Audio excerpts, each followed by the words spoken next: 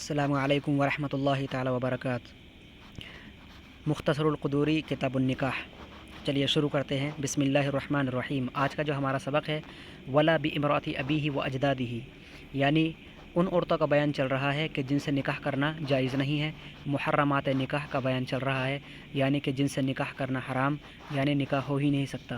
ولا تو بتا رہے ہیں، ما قبل پر ہی عطف ہے اس واو عاطفہ کے ذریعے۔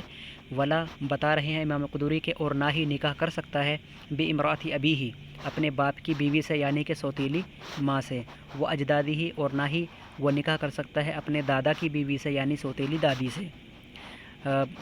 چونکہ ایک شخص کی ایک اپنی ماں ہے اور پھر باپ نے دوسری شادی کی تو وہ بھی ماں ہے، لیکن وہ سوتیلی ماں ہے، تو ایسی سوتیلی ماں کو اگر باپ نے طلاق دی تو اس طلاق یافتہ ماں کو اپنے نکاح میں نہیں لے سکتا ہے۔ اور یہی مسئلہ دادا کی بیوی کا ہے، یعنی دادی جو سوتیلی ہے اس کا بھی یہی مسئلہ ہے۔ اور بتا رہے ہیں ولا بامرأۃ ابنہ و بنی اولادہ، اور نہ ہی کوئی شخص نکاح کرے اپنے بیٹے کی بیوی سے، یعنی کہ بہو سے، و بنی اولادہ، اور اپنے اولاد کے بیٹوں کی بیوی سے۔ ولا بامہ من الرضاعۃ، اور نہ ہی کوئی شخص نکاح کرے اپنی رضاعی ماں سے۔ ولا باختہ من الرضاعۃ، اور نہ ہی اپنی رضاعی بہن سے۔ دراصل یہ مسئلہ رضاعت جو ہے یہ دودھ پینے سے ثابت ہوتا ہے کہ جب بچہ بچپن میں کسی عورت کا دودھ پی لے تو وہ ماں اس کے لیے رضاعی ماں ہو جاتی ہے، اور وہ بچہ اس کے لیے رضاعی بیٹا ہو جاتا ہے۔ اور اگر دو بچے، جو کہ ایک لڑکا ہے اور ایک لڑکی ہے، یہ دونوں بچے اگر بچپن میں ایک عورت کا دودھ پی لیں تو یہ دونوں بچے آپس میں رضاعی بھائی اور بہن ہو جاتے ہیں۔ تو ان دونوں بھائی بہن کا رشتہ، جو کہ رضاعی بھائی بہن ہیں، آپس میں ان کا رشتہ نہیں ہو سکتا، ان کی شادی اور نکاح نہیں ہو سکتا ہے۔ اگلے پیراگراف میں المحرم فی الجمع، یعنی ایسی دو عورتوں کا بیان کہ جن دونوں کو ایک مرد ایک ساتھ نکاح میں نہیں رکھ سکتا۔ تو المحرم فی الجمع کے تحت یہاں پر یہ مسئلہ آ رہا ہے ولا یجمع بین اختین بنکاح، کیونکہ ہمارے مذہب اسلام کے اندر ایک مرد 4 تک شادیاں کر سکتا ہے۔ تو اگر کوئی شخص یہ ارادہ کرے کہ مجھے 2 شادیاں کرنی ہیں تو اسے یہ ضرور خیال کر لینا چاہیے کہ یہ دونوں بیویاں جو میں رکھنے کی کوشش کروں گا، تو کوئی شخص اس بات کا ضرور خیال کرے، ہر ایک شخص، کہ وہ دونوں بہنیں نہ ہوں، یا تو وہ دونوں بھتیجی اور پھوپھی نہ ہوں، اور خالہ اور بھانجی نہ ہوں، کیونکہ ان دونوں کو جمع کرنا نکاح میں حرام ہے اور نکاح دونوں کا نہیں ہو سکتا۔ ولا یجمع بین اختین بنکاح، تو امام قدوری فرماتے ہیں کہ جمع نہیں کرے گا 2 بہنوں کو ایک نکاح میں، یعنی ایک بہن کے نکاح میں ہوتے ہوئے دوسری بہن سے نکاح ایک مرد کا جائز نہیں ہوگا۔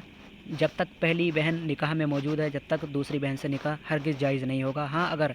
ایک بہن کا انتقال ہوا یا اس کو طلاق دے دی تب وہ جا کر کے دوسری بہن سے نکاح کر سکتا ہے، تب تو ٹھیک ہے، لیکن ایک کے ہوتے ہوئے دوسری بہن سے نکاح ہرگز جائز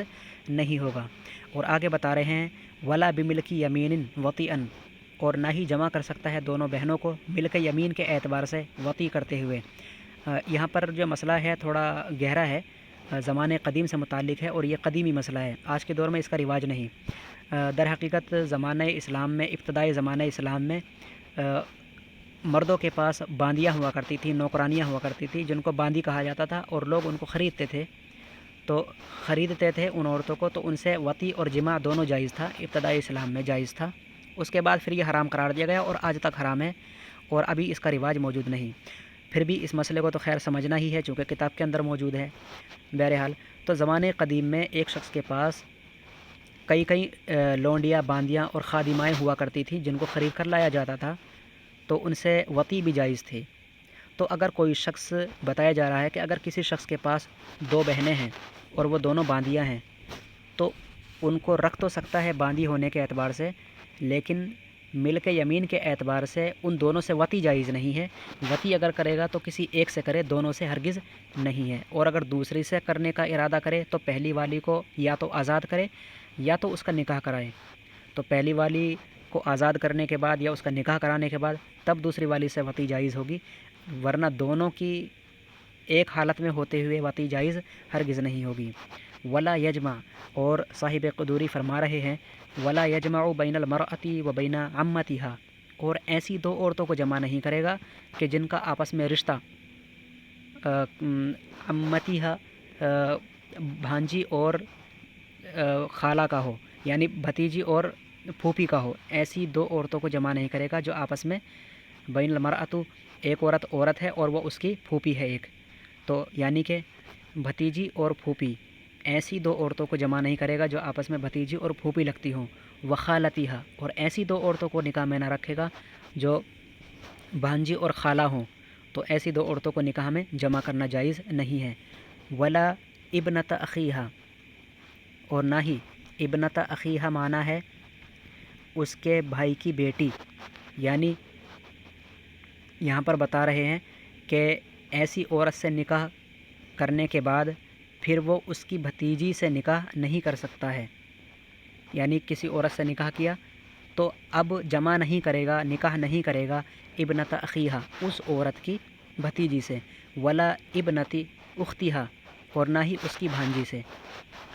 اگر ایک عورت سے نکاح کر لیا اور اب وہ چاہتا ہے کہ وہ اس کی بھانجی سے نکاح کرے، تو اس کی بھانجی کو نکاح میں جمع کرنا، ان دونوں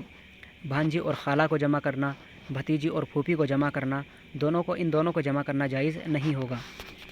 تو لہذا ولا یجمعو، اور ما قبل والے پیراگراف پر عطف کرتے ہوئے اس دوسرے مسئلے کے اندر یہ مسئلہ ہے ولا یجمع بین امراتین، ایک کلی طور پر یہ مسئلہ بتایا جا رہا ہے یہاں پر کہ ولا یجمع بین امراتین،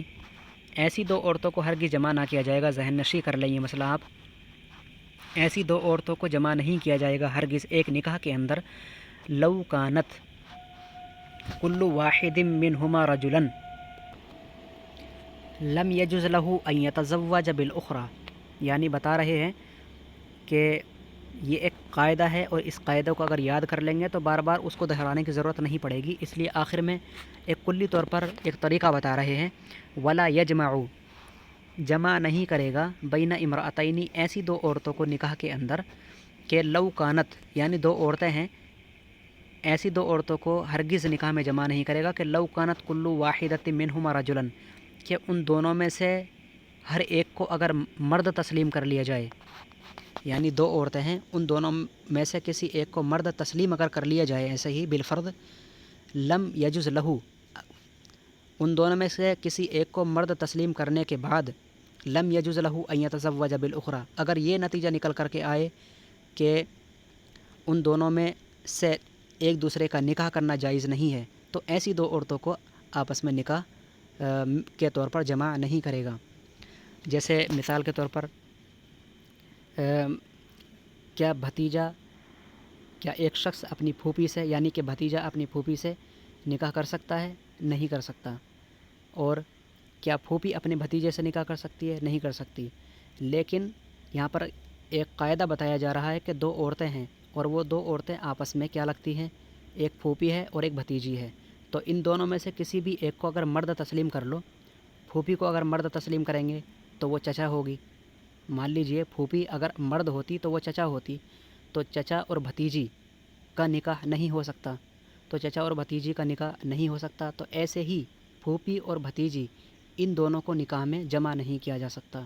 یعنی ایسی دو عورتوں کو نکاح میں جمع نہیں کیا جائے گا جن دونوں میں سے کسی ایک کو اگر مرد تسلیم کر لیا جائے اور پھر ان دونوں کی آپس میں شادی کرانے کے بارے میں تصور کیا جائے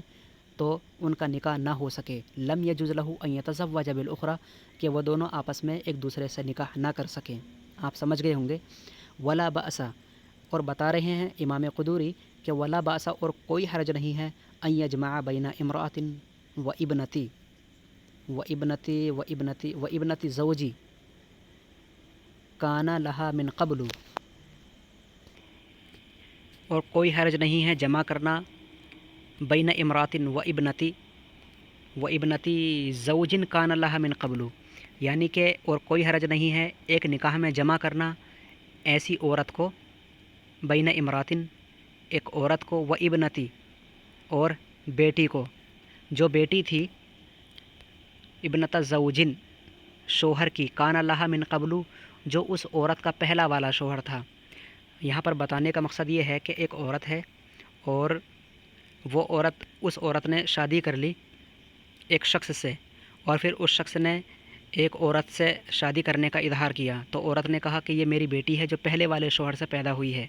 تو بتا رہے ہیں امام قدوری کہ پہلے والے شوہر سے پیدا شدہ اسی عورت کی بیٹی اگر ہے تو ان دونوں کا نکاح میں جمع کرنا جائز ہے. ولا بأس کوئی حرج نہیں ہے ان یجمع بین امرأۃ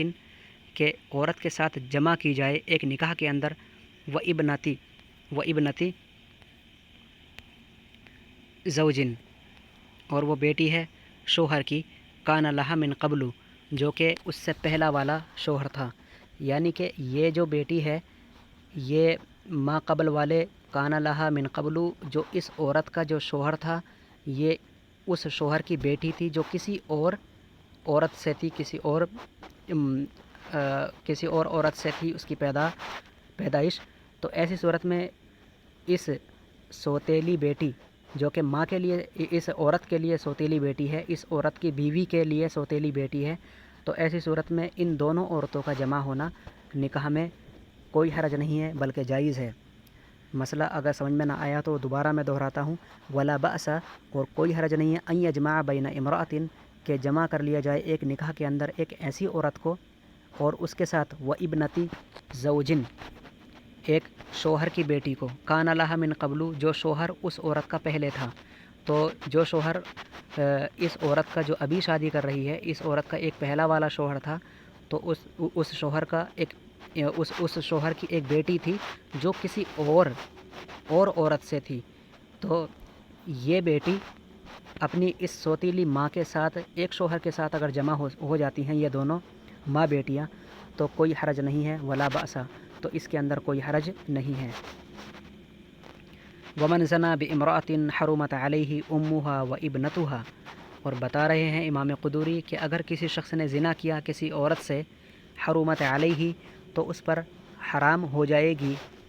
اس عورت کی ماں، مزنیہ کی ماں، و ابنتها اور اس مزنیہ کی بیٹی. یعنی زنا کرنے والی عورت کی جو ماں ہے جس کے ساتھ زنا کیا تو اس کی ماں بھی اس پر حرام ہو جائے گی زانی پر، و ابنتها اور اس کی بیٹی بھی اس پر حرام ہو جائے گی. تو اگر کوئی شخص کسی سے زنا کر لے بامرأۃ کسی عورت سے حرمت علیہ تو اس پر حرام ہو جائے گی اس زانیہ کی ماں، اور و ابنتها اور اس زانیہ کی بیٹی اس مرد پر حرام ہو جائے گی جس نے اس عورت کے ساتھ زنا کیا اور پھر اس سے شادی کی یا نہ کی.